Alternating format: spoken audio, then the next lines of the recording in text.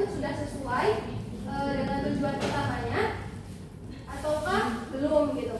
Jadi untuk fungsi semacam ini dilakukan setelah kurikulum telah selesai. Kalau fungsi formatif saat kurikulum masih berjalan.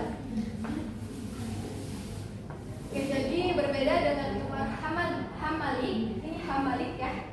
Fungsi evaluasi kurikulum dalam buku manajemen pengembangan kurikulum terbagi menjadi 4. Yang pertama itu fungsi edukatif, di mana fungsi edukatif ini menilai kedaya-gunaan dan keberhasilan kurikulum dalam mencapai tujuan pendidikan. Kemudian kalau kedua itu instruksional, itu tuh mengetahui efektivitas dan keberhasilan dari kurikulum terhadap tujuan pendidikan. Kemudian diagnosis. Fungsi diagnosis ini untuk memperoleh informasi atau masukan untuk perbaikan kurikulum ke depannya. Selanjutnya ada fungsi yang terakhir yaitu fungsi administratif. Nah, fungsi ini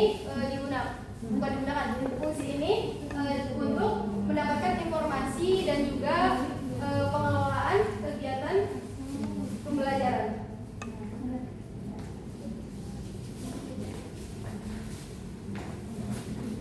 Lanjut, ada manfaat dari evaluasi kurikulum. Secara umumnya manfaat dari evaluasi kurikulum ini yaitu memberikan gambaran secara menyeluruh bagi efektivitas kurikulum yang sedang berlangsung.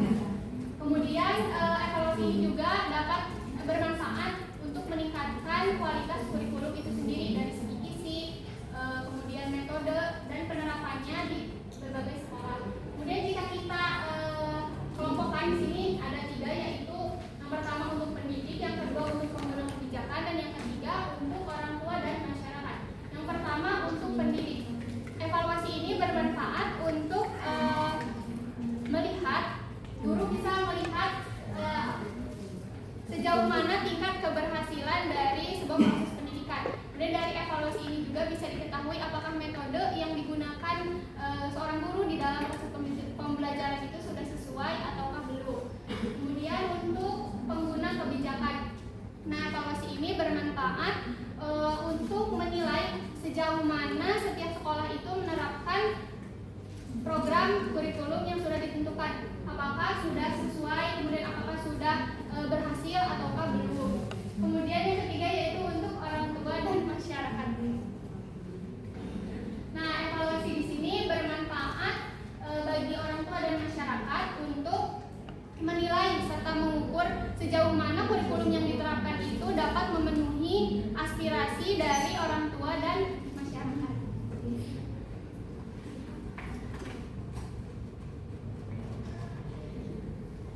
Yang selanjutnya yaitu langkah-langkah evaluasi kurikulum. Di sini ada 7 langkah ya. Yang pertama itu merancang. Merancang yang dimaksud di sini yaitu merancang bagaimana evaluasi kurikulum tersebut akan dilaksanakan, mulai dari merancang tujuannya, terus merancang metode atau model-model yang akan digunakan, terus merancang ruang lingkupnya, terus indikator yang digunakan itu apa saja gitu. Kemudian setelah merancang yang tadi, kita melakukan persiapan. Yang persiapan di sini itu meliputi persiapan penjadwalan. Penjadwalan dilakukannya evaluasi kurikulum. Kemudian persiapan dari segi sarana prasarana. Kemudian persiapan juga melakukan persiapan untuk mempersiapkan alat evaluasinya. Nah, alatnya itu dapat berupa instrumen. Ya, instrumen seperti contohnya kayak apa namanya? Yang Google Docs gitu. Apa berarti itu tuh namanya? Bukan formulir tuh. Survei. Ya, survei gitu. Membuktikan dan sebagainya. Kemudian setelah melakukan persiapan, mengumpulkan informasi. Nah, data yang tadi itu dikumpulkan. Data yang dikumpulkan itu berupa hasil belajar dari siswa, kemudian RPP, kemudian silabus dan sebagainya. Kemudian setelah dikumpulkan, data tersebut dianalisis agar menjadi suatu data yang memiliki nilai atau informasi.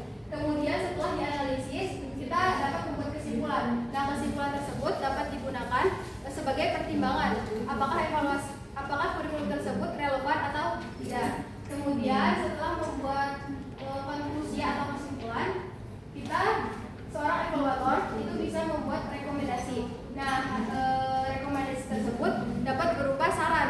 Saran apakah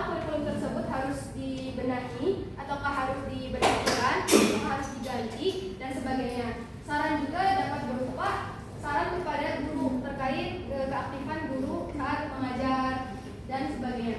Kemudian yang terakhir yaitu memanfaatkan hasil evaluasi. Nah, hasil evaluasi yang tadi itu dijadikan sebagai dasar untuk pengembangan kurikulum ke depannya. Selanjutnya itu peranan evaluasi kurikulum. Di sini adalah apa sih yang dilakukan evaluasi di dalam proses peningkatan kualitas kurikulum. Di sini ada berdasarkan konsep dan kriteria.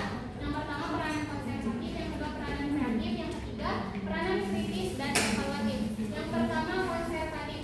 Nah, peranan di sini menekankan bahwa kurikulum itu harus menjadi alat untuk mentransmisikan atau meneruskan nilai-nilai warisan budaya masa lalu atau masa lampau yang masih relevan dengan kehidupan pada masa sekarang.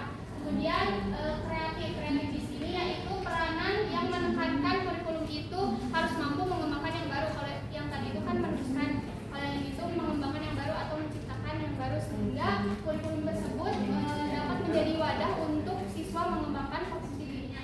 Kemudian yang ketiga yaitu peranan kritis dan evaluatif. Maksudnya di sini kan nilai-nilai sama budaya itu kan seiring berjalan waktu terus berubah sehingga kurikulum juga harus disesuaikan dengan perubahan tersebut. Jadi kritis dan evaluatif di sini itu maksudnya adalah penyesuaian. Adapun peranan yang lain yaitu yang pertama evaluasi sebagai penilaian moral atau judgement. Maksudnya di sini adalah evaluasi ini menilai apakah sesuatu itu baik atau benar, baik atau salah, kemudian sesuai ataukah tidak, dan layak ataukah tidak. Misalkan contohnya di sini ketika guru setelah melakukan evaluasi itu didapatkan hasil apakah metode yang digunakan itu sudah sesuai ataukah belum. Kemudian yang kedua yaitu evaluasi dan penentuan keputusan. Maksudnya di sini yaitu evaluasi memberikan data dan informasi kan yang dibutuhkan untuk mengambil keputusan. Misalkan contohnya di sini dari setelah melakukan evaluasi didapatkan bahwa kurikulum itu belum efektif atau gagal. Nah, sekolah atau lembaga bisa mengambil keputusan untuk merevisi atau mengganti kurikulum tersebut.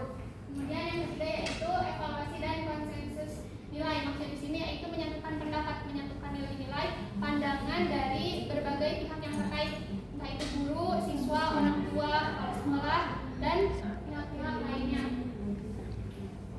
Misalnya di sini ketika akan melakukan sebuah perubahan terhadap kurikulum, nah dasar dari hasil dari evaluasi tersebut bisa dijadikan bahan dasar untuk berdiskusi yang dimana nanti hasil tersebut disepakati oleh semua pihak.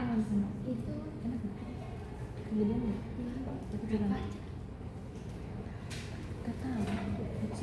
Oke, selanjutnya yaitu model-model evaluasi kurikulum. Sebenarnya model dari evaluasi kurikulum itu sangat banyak kan, akan tetapi kami hanya melampirkan 7 di makalah kami. Dan di sini saya akan menjelaskan salah satunya yaitu model yang paling banyak digunakan, yaitu nomor 3 model CIPP.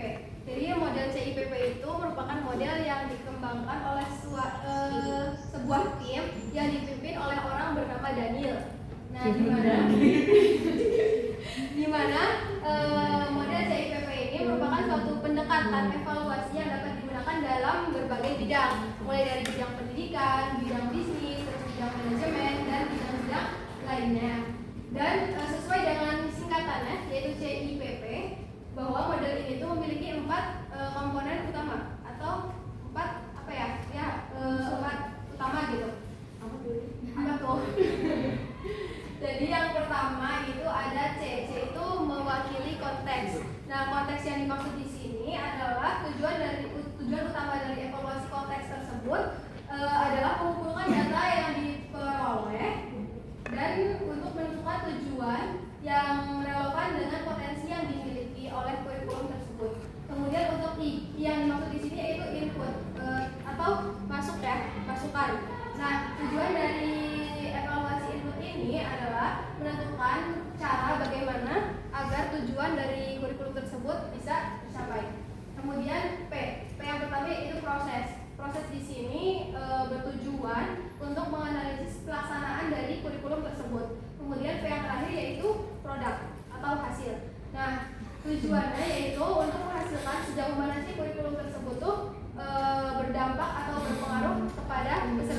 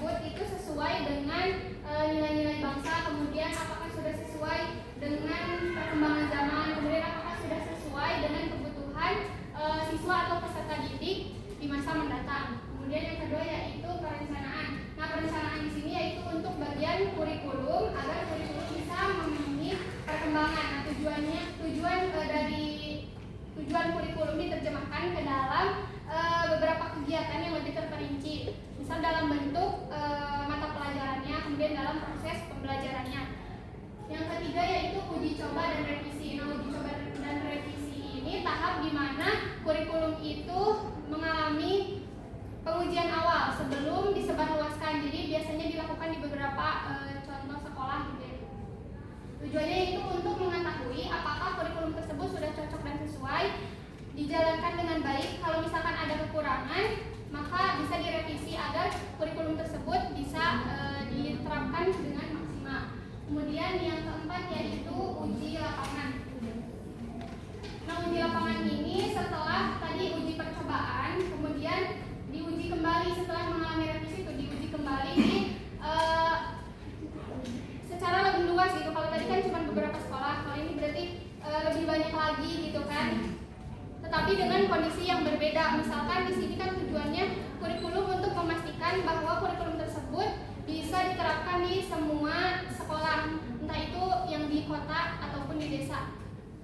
Apakah apa sih kurikulumnya itu sama atau tidak? Itu bisa apa sih dinilai dalam evaluasi kurikulum. Kemudian yang kelima yaitu pelaksanaan kurikulum, yaitu tahap di mana kurikulum sudah resmi digunakan di seluruh sekolah.